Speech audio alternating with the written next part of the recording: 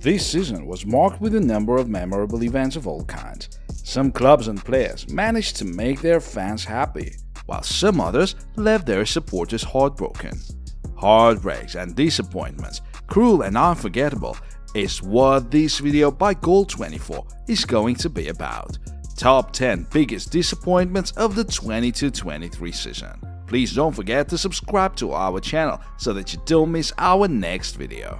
But before we get into it, we'd like to ask you, which one of these Premier League clubs conceded the most goals from Erling Haaland? Nottingham Forest, Newcastle, Chelsea, Wolverhampton.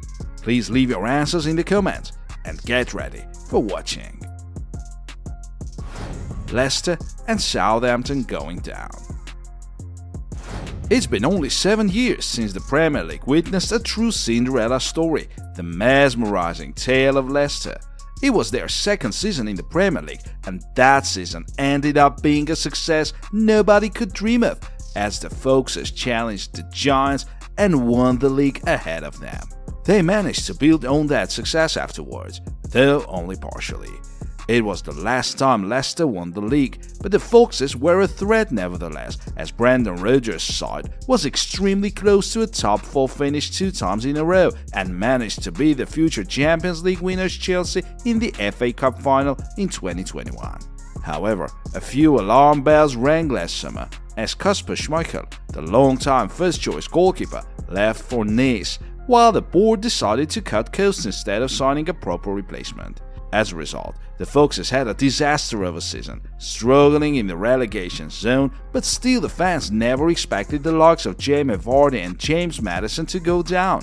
After all, the Leicester squad was worth as much as €443 million as per Transfermarkt. But that's exactly what happened in the end. Though the board sacked Brendan Rodgers and appointed Dean Smith, it changed nothing, as Leicester kept losing games and got relegated. Since the Foxes won promotion in 2014, the club introduced many quality players to the wide audience, the likes of N'Golo Kante, Riyad Mahrez and Harry Maguire, but now unfortunately their memorable Premier League spell has come to an end. As for Southampton, the Saints suddenly changed their transfer policy last summer and went for many young newcomers.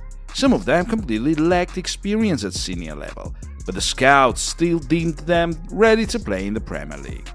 Kevin Bazunu, the new first-choice goalkeeper, was probably the most questionable of all signings, as he had only played for Man City Academy and had a couple of loan spells in League One before joining the Saints. All in all, Southampton spent almost €144 million on signing throughout the season, but all those spendings did them no good, and the team's dismal performance resulted in a 20th place finish. It is still possible that the youngsters may yet bring the club back to the Premier League, but still, we're going to miss the Saints, as the images of Sadio Mane, Virgil van Dijk and Adam Lallana are still fresh in our memory. Cristiano Ronaldo leaving Manchester United. Cristiano Ronaldo's first season at Manchester United after his return to Old Trafford was a very decent one, as he scored 18 goals in the Premier League. Cristiano's efforts, however, weren't enough for a top 4 finish, and United had to settle for Europa League football in the end. As for Cristiano, he had other plans, as he was all too used to playing in the Champions League, so the striker made a decision to leave the club. The Red Devils, in turn, were reluctant to let him go, as they would have needed to make decent spendings in order to sign a replacement. Unhappy with the club's treatment, Cristiano went on strike. He missed the pre-season, for which Erik ten Hag benched him at the beginning of the season. So as a result, not only Ronaldo had to stay at United, but also lost his place in the first 11. Cristiano's growing discontent made him refuse to come on as a sub against Tottenham, as he left the stadium before the game was over. Cristiano's behavior left the club no other choice but to demote him for training for a couple of days, but it only made things worse. Once club football went on a World Cup break, Ronaldo's controversial interview with Piers Morgan came out.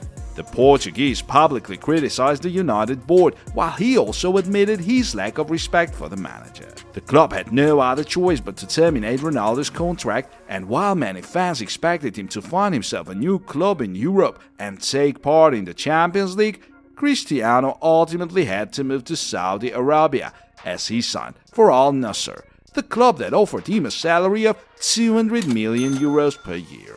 Shortly before he joined the Saudi club, the Portuguese had missed his last ever chance to win the World Cup, as his national team lost to Morocco in the quarter-final, while Cristiano had to watch them play their last two games from the bench. Arsenal and Borussia's title races. Last season, the Gunners were really close to qualifying for the Champions League for the first time since 2016. Mikel Arteta's squad just barely lost the competition to Tottenham. That disappointment was followed by a very solid transfer campaign, as the Gunners strengthened a number of positions, while the two former City players, Gabriel Jesus and Alexander Zinchenko, were the biggest signings. Another notable one was William Saliba. The defender returned from his brilliant loan spell at Marseille, where he was named the best young player in the league. But even after such an impressive transfer window, the Gunners were only predicted to compete for a top 3 finish at best. However, Arsenal surpassed all the expectations, as they spent a bigger part of the season as the Premier League leaders. The gap was so big that their title looked a matter of time at some point. In the end though, the Gunners' lack of consistency cost them too much. In April, there were 3 draws in a row for Arsenal, followed by a defeat against Manchester City. Speaking of the draws, the Gunners were 2-0 ahead twice, but still lost points, while City's incredible run of form helped them once again win the title. It's been 19 years since Arsenal last won the Premier League, and now the Gunners will have to wait for at least one more season. Meanwhile, in Germany, the fate of this season's Bundesliga was to be decided on the final match day. Borussia Dortmund only needed a home win versus Mainz to at last bring the much-desired trophy to the captain Marco Reus, but unfortunately for the BVB, Jamal Musiala won it for Bayern against Köln, while Borussia only managed to play in a draw, so the trophy went to Munich for the 33rd time and for the 11th time in a row. After the final whistle, the fans still gave their players a round of applause, but the fact is that Borussia footballers only have themselves to blame now. Atletico Madrid's Champions League disaster. This season was by far the worst for Atletico Madrid should we speak of their European campaigns. Diego Simeone's side got drawn with Porto, Brugge and Bayer Leverkusen in the group stage. It looked like an easy group, and Atletico were expected to hardly face any problems and finish first. On match day 1, Athletic got themselves a late win against Porto, which had a man down. Such a result made the fans feel hopeful about their prospects. Little did they know it was the last Champions League for their side, as on match day 2 they lost to Bayer, which was fighting for survival in the Bundesliga. After that, there was a loss and a draw against Brugge, as Atletico didn't score against the Belgian side even once in 2 games. They needed a win against Bayer to have a chance of advancing, and late in the game when the score was 2-2, Simeone's side were to take a penalty. Yannick Ferreira Carrasco missed from the spot at a crucial moment, while his teammates failed to finish it afterwards. That meant that Atletico Madrid were to miss Champions League knockout stage for the first time since 2017. After the fans seemed to settle for the Europa League, the tournament Diego Simeone had already won twice, they had to deal with yet another surprise. Atleti lost to Porto on the final match day and were out of European football until next season.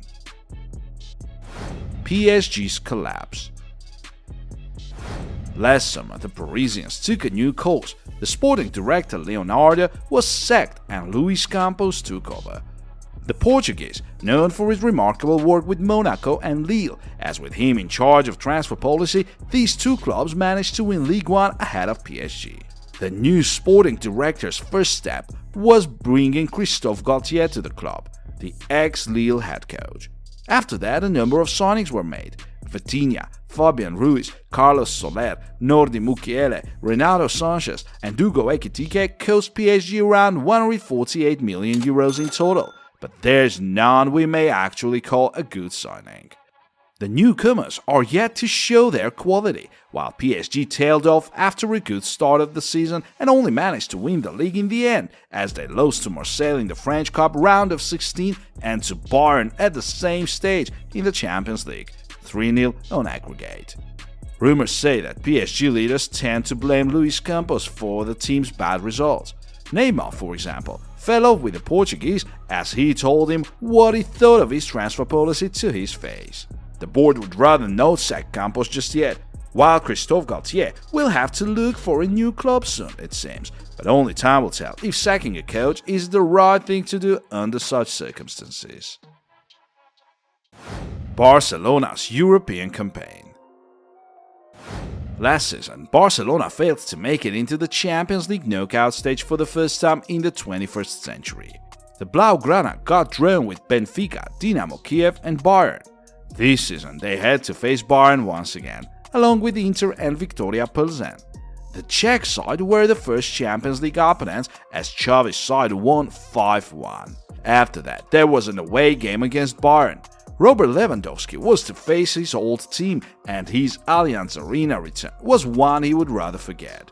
Though Barca looked the better team in the first half and had a couple of chances, they were all wasted, while Bayern punished them in the second half. 2-0 was the score. After that loss, Barca needed to win at least once against Inter on match day 3 and 4, but only managed to gain 1 point in 2 fixtures. After yet another defeat against Bayern, Barcelona lost all the chances to advance to the knockout stage for the second consecutive time. They ended up in the Europa League, but soon got relegated as they were beaten by Manchester United on aggregate. Liverpool's poor season. At the end of last season, Jurgen Klopp's side were still competing for all the silverware. After Liverpool had won the League Cup and the FA Cup, they had their eyes set on the Premier League and the Champions League. The dramatic final of the Premier League left Liverpool fans heartbroken as it was seeded to win the title in the end. The heartbreak was followed by yet another one, losing against Real Madrid in the Champions League final. But nevertheless, Liverpool were still considered a major threat. Though the star attacker Sadio Mane left the club, a big replacement was signed, the promising striker Darwin Núñez from Benfica.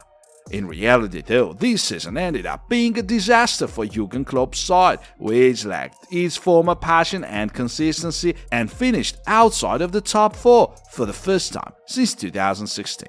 Now Liverpool is about to undergo massive changes. It has already been announced that such players as Naby Keita, Roberto Firmino, James Milner and Alex Oxlade-Chamberlain are to leave the club as free agents. The Scousers would like to sign at least 2 new midfielders. Mason Mount from Chelsea and Alexis McAllister from Brighton are believed to be their primary targets. Jurgen Klopp has already expressed his desire to stay and lead the club to new victories, and we're yet to know if he's capable of bringing Liverpool back to its former glory. By the way, we have a video about other possible transfers of the upcoming summer, so once you're done with this one, feel free to check it out if you wish to know what to expect from this transfer window. Legends leaving their clubs. This season is almost over, and once again, it's time for us to say goodbye to legends. Let's start with Roberto Firmino, who ultimately rejected a new contract from Liverpool as the Brazilian would rather take a new challenge. Though not a key player anymore, Firmino still remained an integral part of the team as he helped Liverpool win many points, coming on as a sub. Roberto Firmino joined Liverpool in 2015, when Jurgen Klopp was yet to come and build the team according to his vision of football.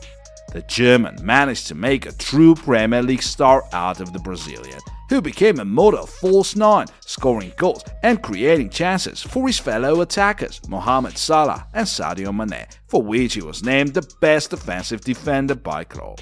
As for now, we don't know what club he will join, but the 31-year-old free agent will surely have a number of very decent offers once his contract expires. Another Liverpool legend who is to leave the club is James Milner, who, just like Firmino, was signed back in 2015. The former Manchester City midfielder was signed as a free agent and soon became a fan favorite at Anfield, as his versatility made him a huge asset to Jurgen Klopp's team. James would play as a fullback and in midfield, though he was more used to playing as a winger at first. Milner's hard work and dedication contributed to Liverpool's recent success, as now the 37-year-old has no intention of hanging up his boots. James has already signed a pre-contract with his new club, that is another Premier League side, Brighton. Betis supporters are also going to miss one of their biggest legends, the 41-year-old veteran Joaquin Sanchez, who made 18 La Liga appearances throughout the season and made 2 assists. The winger was one of the biggest symbols of Betis back in the early 2000s, as the club made it into the Champions League for the first time ever. After a long spell away from Betis, at Valencia, Malaga and Fiorentina, Joaquin made his return to Benito Villamarin in August 2015, as he once again led his team to success, the Copa del Rey trophy. This season, the veteran finally realized that it was time to move on, so he hung up his boots as he decided to give way to the young.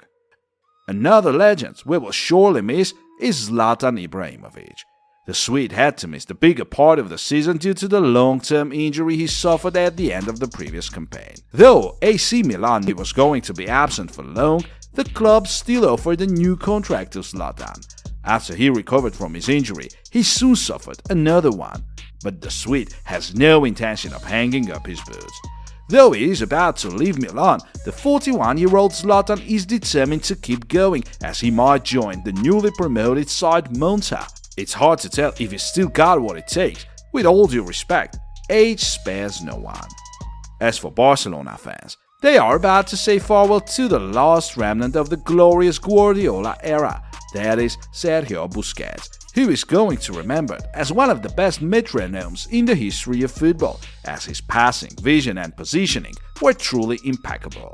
The Barca board did try to extend Sergio's contract, but for that Busquets had to agree on a salary cut, while his old salary was 37 million euros, thus making him the second highest paid Barca footballer after Frankie de Jong. They could only offer 3 times less than that.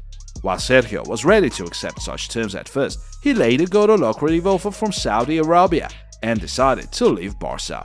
Even the possibility of Leo Messi making his return to Barca was unable to change his mind. All in all, there are 9 La Liga titles, 9 Copa del Rey victories and 3 Champions League trophies in Sergio's trophy room, as he made 720 appearances for the Blaugrana, which is the 3rd best result in the club's history after Messi and Xavi.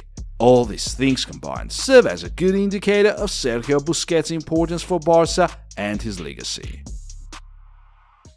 Bayern sacking Julian Nagelsmann. Julian Nagelsmann has long been considered one of the most promising coaches. His achievements with Hoffenheim and RB Leipzig made the football world follow his career with great interest. Julian introduced Hoffenheim to Champions League football for the first time in their history and later reached the semi-final with RB Leipzig. In 2021, Nagelsmann was appointed head coach at Bayern, which seemed a perfect opportunity for the young manager to show his talents while in charge of a big club. His first season at Bayern finished with only 1 trophy, the Bundesliga. The board, however, expressed their support to the manager and decided to give him more time. This season, Bayern had to do without the second-best striker in the club's history, Robert Lewandowski, who left for Barca. Probably that was the primary cause of Bayern's problems this season, as the team clearly lacked consistency. By the end of March, they were trailing to Borussia in the Bundesliga, but still had chances to win all the tournaments, including the Champions League, as their solid round of 16 tie against PSG looked hopeful indeed. But once the club went on an international break, the news about Nagelsmann being sacked came like a bolt from the blue. Thomas Tuchel was the one to take over. With him in charge, Bayern soon got eliminated from the German Cup and from the Champions League as they lost to Manchester City. While they still managed to win the league, the board had to face a lot of criticism for their unpopular decision to sack Nagelsmann. It is rumored that the reason behind that was not the actual result, but Julian's behavior, which made the board sack him. As for now, the German is believed to be looking for a new club in the Premier League, but Chelsea have already dismissed him. Tottenham are believed to be his current option, but we're yet to see what happens and if Julian is going to find success abroad. Chelsea's signings. Only 2 years ago, we saw Chelsea win the Champions League. Now we have to watch them struggle. The new owners, led by the American businessman Todd Boehly, bought the club from Roman Abramovich last year. After that, strange things started happening at Stamford Bridge. In September, the new owners sacked Thomas Tuchel after the German manager had been given more than 300 million euros on new signings. The one to take his place was the former Brighton manager Graham Potter, whose team was competing for the top 4 at that time. Things went a bit better at first, as Chelsea managed to advance to the Champions League knockout stage and were back in the top 4 in the league. However, shortly before the World Cup break, they had a number of poor results which couldn't help but cause concern. After the break, the Blues' poor run of form continued as they kept going down in the Premier League table. Numerous injuries weren't helping Graham Potter's side either, so in winter the board spent 300 more million euros on transfers. As surprising as it seems, it didn't help the Blues, as the team's losing streak made the new owner sack Potter after he had only been in charge for 8 months. Frank Lampard once again joined Chelsea as interim manager, but failed to make any significant changes. So frankly speaking, the 600 million spendings were nowhere near worth it, as none of the newcomers lived up to the expectations, while some of them, such as Cucurella and Koulibaly, may even leave the club this summer. What we also must admit though, is that it's too early to judge them, as it was a nightmare of a season for all the Chelsea players, apart from Thiago Silva probably. The whole club has been a mess lately.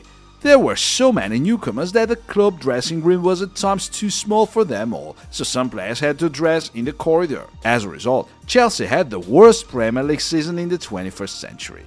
Mauricio Pochettino, who will most likely take over Chelsea, will have a lot of work to do in order to make things work at Stamford Bridge, and that is going to be quite the story to follow. Many of this season's disappointments could have been avoided, but there's no use in ruining the missed opportunities. The season is over, and the following one may become a completely different story. Dear friends, please let us know if there was something you found particularly disappointing this season. Thank you for watching, and see you soon.